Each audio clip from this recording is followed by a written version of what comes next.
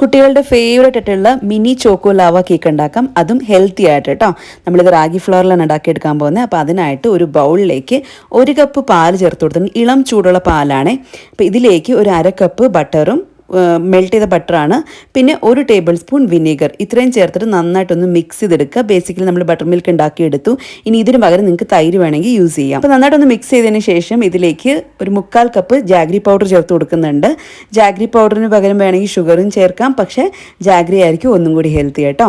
അത് കഴിഞ്ഞ് അതൊന്ന് മെൽട്ടായി വരുന്ന സമയത്ത് ഇതിലേക്ക് റാഗി ഫ്ലോർ ചേർത്ത് കൊടുത്തിട്ടുണ്ട്. ഞാനിവിടെ ആദ്യം 1 കപ്പ് ചേർത്ത് കൊടുത്തു, പിന്നെ അതിൻ്റെ കൂടെ തന്നെ ഒരു 1/4 കപ്പ് കൊക്കോ പൗഡറും കൂടി ചേർത്തിട്ട് മിക്സ് ചെയ്തു.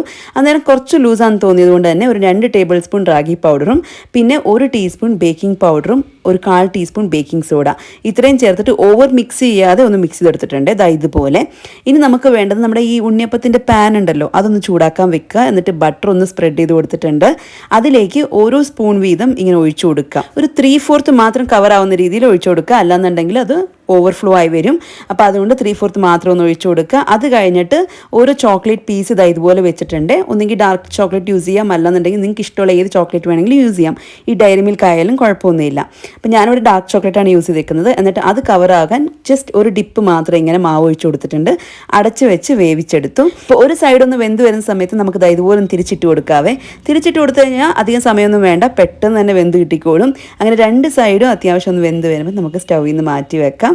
അങ്ങനെ നമ്മുടെ choco lava, mini choco lava cake ready ആയിട്ടുണ്ട് കേട്ടോ. നിങ്ങളുടെ കുട്ടികൾക്ക് ഡാർക്ക് ചോക്ലേറ്റ് ഇഷ്ടമല്ല, അതിൻ്റെ കയ്പ് ഇഷ്ടമല്ല എന്നുണ്ടെങ്കിൽ അതിന് പകരം ഡയറി മിൽക്ക് യൂസ് ചെയ്താൽ മതി.